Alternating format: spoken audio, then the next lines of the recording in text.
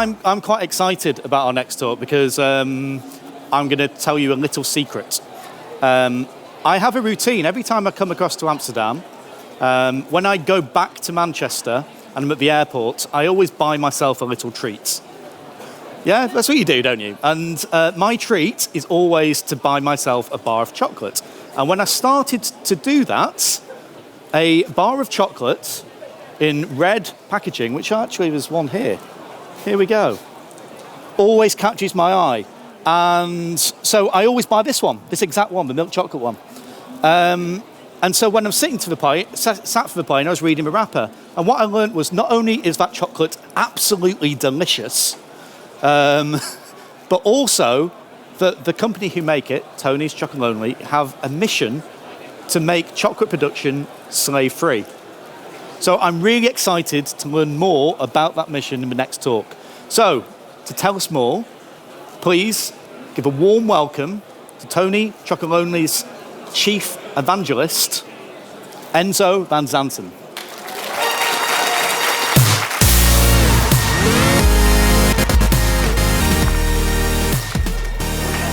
Hello. So my name is Ynzo and I'm the Chief Evangelist of a little chocolate company from Holland. And I was asked to talk about IT and chocolate, and honestly I'm feeling a bit rebellious today, so I'm going to go the other way. I'm going to talk to you about happiness. Because I believe chocolate might well be the most concentrated piece of happiness in the world, right? I sometimes say at home that chocolate is the solution to everything. If you're having a great day, there's nothing better to celebrate that great day than a big chunk of chocolate. Or maybe you're having a crappy day, there's nothing better to fix that crappy day than a big chunk of chocolate, honestly. So it's the solution to everything. And when I talk about happiness, I'm the father of two kids, Tom and Veerle, of 11 and 12 years old. And Tom and Veerle might well be amongst the happiest kids in the world. And my wife says it has something to do with all their friends coming at our place, especially often. I think it has something to do with the shitloads of chocolate I have in the basement at home, honestly. But if you travel no more than 10 hours from here, southwards, you can find yourselves on plantations in Ivory Coast and Ghana, amongst kids of the same age as my Tom and Veerle. And those kids find themselves on the other end of that happiness spectrum. And unfortunately, the bitter reality is that both their happiness and their happiness or unhappiness has to do with the same thing, chocolate, or in their case, cocoa beans. So let me tell you a little bit of how the world of cocoa and chocolate looks like. Cocoa grows around the equator. There's a little bit of cocoa that comes from Asia, a little bit of cocoa that comes from South America. The majority of all cocoa nowadays comes from Western Africa, from millions of tiny farms. There's no big plantations. These are 1, 2, 3 hectare farms, family-run businesses. That's one side of the value chain. The other side of the value chain is billions of consumers like you and I who just want to be able to munch down on a bar of chocolate each and every day in your life without having to feel any sense of guilt. In the middle of the value chain, there's only a handful of companies that actually produce chocolate from cocoa. These are the bigger brands like Nestle and Mars and Hershey's, and the industrial companies like Callebaut and Cargill. But no more than, I would think, 10 companies make 95% of all chocolate in the world. And it's in their interest that the price of cocoa remains low. And in our opinion, that price is inhumanly low. Because how does that look? If a bar of chocolate that's sold for about €2.80 in the Dutch stores, no more than 10 or 12 cents actually ends up in the hand of the farmer that grows the cocoa beans. And to put that in perspective, the average cocoa farmer in Ivory Coast grows about 1,000 kilos of cocoa beans per year. At a current market price of €1.17, that means that that farmer has less than €1,200 revenue per year. And that means that he and his family members live of 47 euro cents available income per person per day. Now let that sink in for a second. 47 euro cents per person per day. That's way below the poverty level that's stated at €2.11 for a country like Ivory Coast. And we think that value chain is ridiculously unequally divided. Because how does that look? Out of 2 countries in Western Africa, Ivory Coast and Ghana, comes more than 60% of all cocoa in the whole world. And that's grown on 2.5 million farms. And on those farms, there's 2.3 million kids that work there, of which 90% work under illegal circumstances. So they work with chemicals, heavy machinery, walk around with big machetes, or carry bags of cocoa beans that weigh 60 kilos per bag. And in the very worst case, 30,000 children, according to the latest figures from the Global Slavery Index, work under what we call modern slavery. So these kids are lured from neighboring countries like Burkina Faso and are told you can earn some money in the cocoa industry and in the end you'll be a cocoa farmer, we'll educate you to become a cocoa farmer. These kids disappear in that industry. And we find that ridiculous. In 2019 that there is modern slavery in a product that nobody actually needs, because very few people have chocolate on the bottom of their Maslow pyramid, honestly. Yeah, so these are statistics, but let me introduce you to a couple of these boys in a little movie. Je suis Kamsame Félix, j'ai 16 ans. J'ai travaillé dans une plantation de cacao de 1999 en 2003. Je m'appelle Kamkoy Herman, j'ai 18 ans. J'ai travaillé à la plantation de cacao 1999 en 2003. Je m'appelle Kam Touré, j'ai 18 ans. J'étais travaillé dans la plantation en 1999. Je n'étais pas payé, j'étais forcé de travailler. J'étais forcé de travailler. Je n'avais pas la liberté pour quitter l'école. On ne m'a pas payé, on m'a forcé de travailler. Et puis on ne vous laisse jamais causer entre parents. Si on te voit causer avec ton parent, bon, on te tue ou bien on te mate très bien là et puis on te fait changer de compte.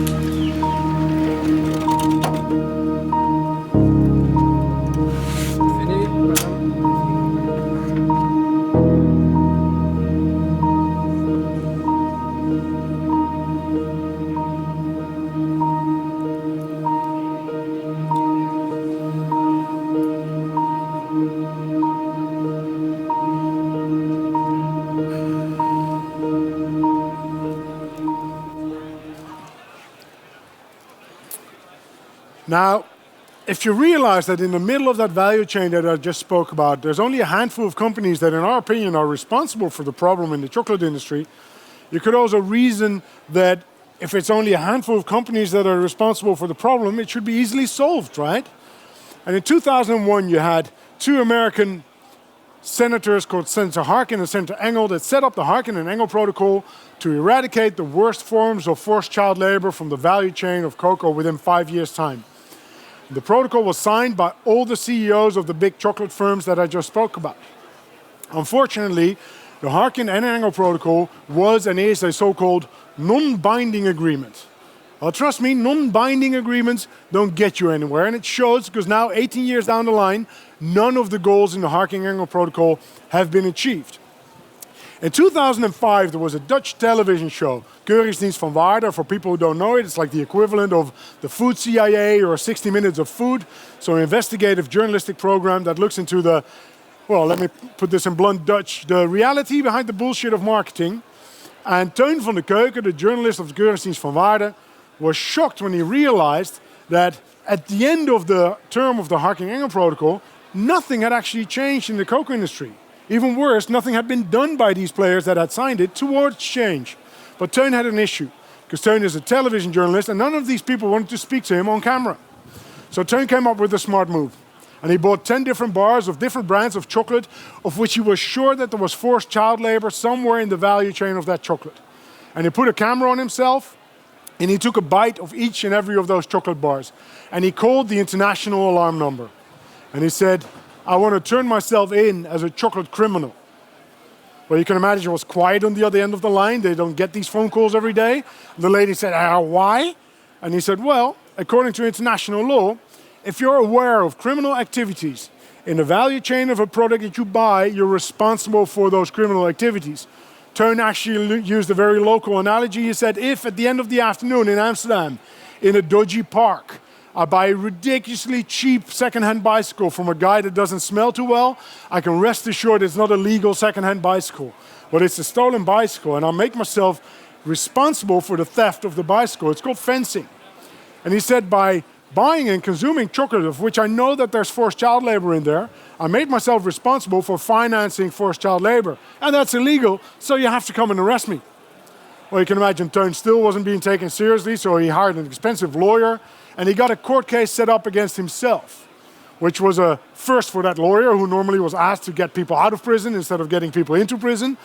And it was a brilliant move, because in this way, if Teun would have sued Nestle or Mars or Callebaut or Cargill, he would have a platoon of lawyers on his doorstep the next day. And in this case, they could only stand by and watch what the verdict of the judge would be, and they would have to abide by that verdict. Unfortunately, the judge at the end said, morally, you're completely right, but legally, I can't prosecute you, because I can't prove the causality behind the chocolate that you ate and the beans that were picked by Cam Herman from the movie I was flown in as a witness. So if you tell a guy like Teun, well, the Dutch on average get angry real quickly, as you might know. Teun is an expansion of that even. So if you tell Teun that something can't be done, he gets fumes from his ears. So Teun said, you know, fuck it. If that's the system, I'll change the system from within. And he started his own little chocolate company, Tony's Chocolonely, to change the system from within. Tony's, the international name for Teun, and Chocolonely for his lonely battle in the chocolate industry, hence the unpronounceable brand name Tony's Chocolonely. And don't worry for the people amongst here who have always been talking about Tony Chocolonely, as even in the introductory slide. It happens, 80% of the people call it that way. The other day, it can be even worse. The other day I was introduced as Ynzo from Toko Choco Loco. I was like, well, that guy could have done his homework a bit better, but anyway. Tony Chocolonely was born in 2005, a small chocolate company, but with a huge mission to not only make our own chocolate 100% slave-free, but to make all chocolate worldwide 100% slave-free.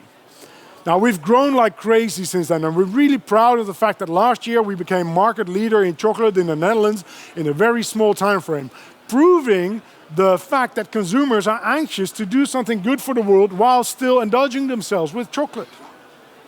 But Holland is a small country, and we're not the biggest chocolate consumers, so we're eagerly expanding internationally. We're now available in Scandinavia, Germany, Belgium, US and UK. And even though we're a small company, we love this saying by Anita Roddick, the founder of The Body Shop, who once said, if you think you're too small to make a difference, try sharing your room with a mosquito. And we're the mosquito in the chocolate industry, buzzing and stinging and hopefully keeping the industry awake at night like a proper mosquito should be doing. Now, how do we think we can reach that humongous goal of 100% slave-free chocolate worldwide? First of all, by creating awareness. By creating awareness amongst consumers about the bitter reality that's still there in the chocolate industry today. Because we're convinced that when consumers and retailers simply hand in hand ask more questions about what they put in their baskets or what they put up on their shelves, that the producers of these goods will have to start feeling the pressure, will have to change their ways. Now, how do we create awareness? First of all, by creating a strong consumer base that we think is a boring word, consumer base. So we call them our serious friends. And those are the people that not only buy Tony's because they like our chocolate, not only buy Tony's because they are hooking up to our mission, but are actively spreading this mission amongst family and friends. How do we find serious friends? Well, 2 years ago we opened a little store in the heart of Amsterdam, in the Beurs van Berlage, which historically is very interesting because our store is located 2 floors down from the place where historically for hundreds of years cocoa beans were traded, because the Beurs van Berlage was the first stock exchange in the world. Now, we thought that wasn't crazy enough, so last year we announced we want to open our own factory at the outskirts of Amsterdam, a factory where we're not just wanting to make chocolate, because that's not our mission, but we want to reach people in our factory. So we raised the bar. We said we want to get 500,000 people annually through our factory. Now, how the hell do you get 500,000 people to a boring factory that's not even downtown Amsterdam? We got our most trusted advisors on board, our kids. And we asked them, how the hell are we going to get 500,000 people to a factory? And our kids said, you know what? Why don't you have a roller coaster go through that factory? So we're going to have a roller coaster go through the factory and through our offices. And then having at least 40 or 45 seconds of the utmost attention of these people, I think, and maybe the utter fear as well, but we'll see by then. Now, that's the first step in our strategy. The second step in our strategy is that we want to show the industry that chocolate can be made in a different way, in a more sustainable way, in a more social way, in our opinion, in a better way. How? By following a 5-step recipe for slave-free cocoa. First of all, take responsibility for your full value chain. So where the industry said cocoa beans aren't traceable, we said we'll go there ourselves. So we went to Ghana and Ivory Coast, and we now work together with 5 corporations, with 5,500 farmers united in those cooperatives. We buy our beans directly from those farmers. Now, why is that relevant? By having this direct relationship, we can pay a higher price directly for those beans to the farmers. So on top of the 20% fair trade premium, we pay another 20 to 40% Tony's premium to these farmers to get them to a living income, which I find ridiculous that it's even debated sometimes left and right. Somebody should just be able to earn a living income, right? Because that only means being able to have a roof over your head, feed your family, send your kids to school, and in our case, also invest a little bit in your farm so you can actually get into a vicious spiral upwards again. The next step is that we help these farmers improve their productivity by simple tips and tricks of pruning and helping them fertilize their fields better. And we also help them become less dependent on cocoa because it's a very volatile crop. And the last step is that we help them professionalize themselves as cooperatives through training, through implementing IT systems. There's the magic word of the day, IT system. I did it. And this is our 5-step recipe for slave-free cocoa, which we share open source online. And for those few CEOs that still aren't on social media, we also put them on the inside of our wrappers. Because the last step in our strategy is that we want to inspire other companies to also take action. To not only blatantly copy our recipes as they're doing, because there's not a single brand that doesn't have caramel sea salt nowadays, but when they copy our logo, our branding, our packaging, and our recipes, we happily invite them to the office, normally through social media, because that ups the pressure, to have a cup of coffee in the office, to also talk about copying not just the front end of our brand, but the back end of our brand, which is much more relevant for us.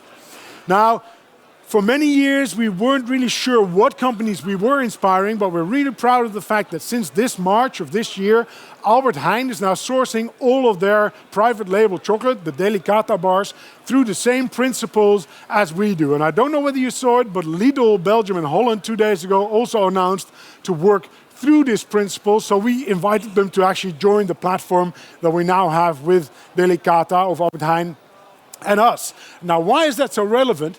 Because if you combine the volume of Delicata and Tony's, which is both made by Barry Callebaut, the biggest chocolate producer in the world, there is no reason for any brand to hide behind the fact of saying that they can't do this, because this is scalable, as we've shown. Now, we could have become an NGO. We could have become an activist. We chose to become a commercial chocolate brand, changing the system from within.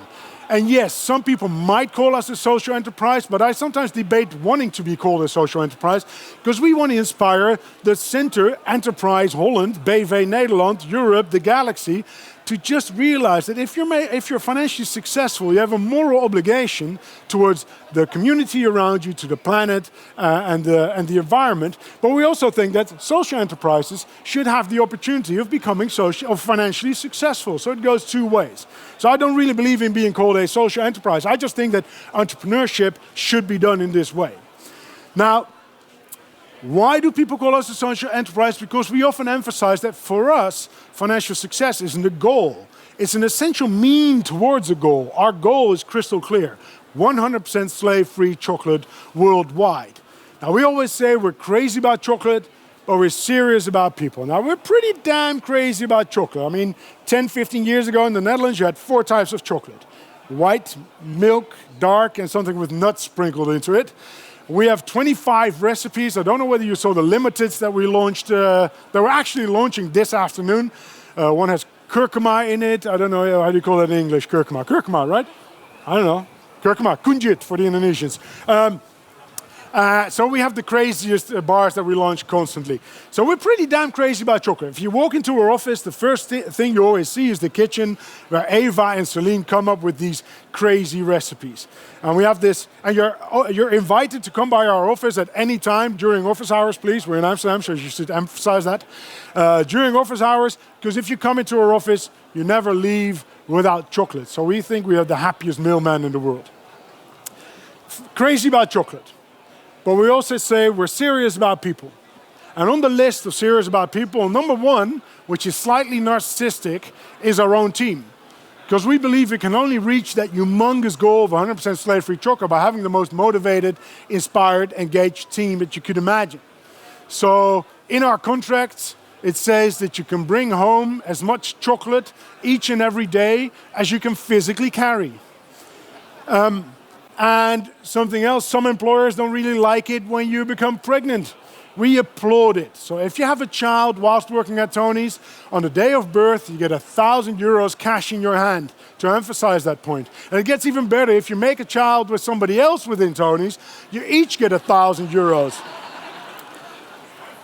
Seriously, and when you then call your child Tony, you get another €1,000. So it's a business case to make Tony's, at Tony's, with Tony's during work time. So number one, our team. Number two, obviously, those 5,500 farmers that we built these long-term relationships with.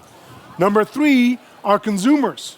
When you dial our one phone number that we have, the Choco phone, because we put Choco in front of everything. If you dial the Choco phone, you never get one of those annoying switchboards that tells you dial 1 to speak to a human being, dial 2 if you're sure, dial 3 if you want to wait for 20 minutes. No, if you call our Choco phone, you get to speak to Paul or Keisha, my office champions. And when Paul or Keisha are both busy, all the phones in the whole office, all 120 of them, go off at the same time. Because we find it essential that if a consumer does his or her best to get in touch with us, to talk to us, we do our utmost best to show the respect to speak back to that person. I do not believe in B2B or B2C. I only believe in H2H nowadays, human to human. So number three, our consumers. Number four, the retailers that sell our bars. So that's all the retailers in the Netherlands, that's Whole Foods and Sainsbury's in the UK, et cetera, et cetera.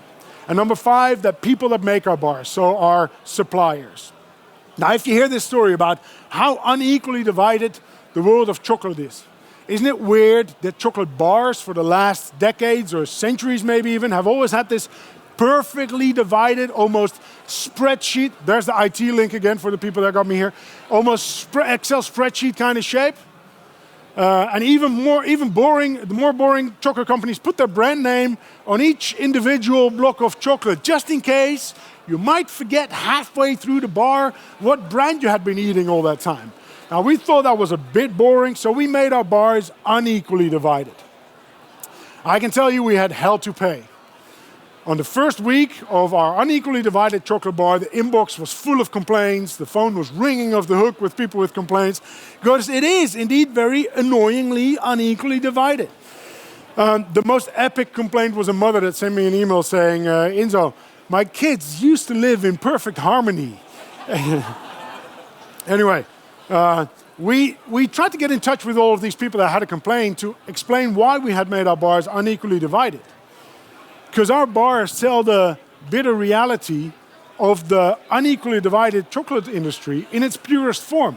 Our bars become a discussion piece at the dinner table. If you, I don't know where you open chocolate bars, maybe in bed, but when you open a chocolate bar and somebody next to you doesn't know this story, you will automatically have to explain this story, and you have now been made responsible by me of having to share this story. And why is that relevant?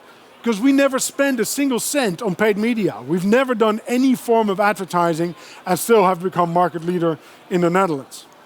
Now, not too many people know, I need to round up, I got a few signals there. Not too many people know that we managed to hide the map of Western Africa in our bars.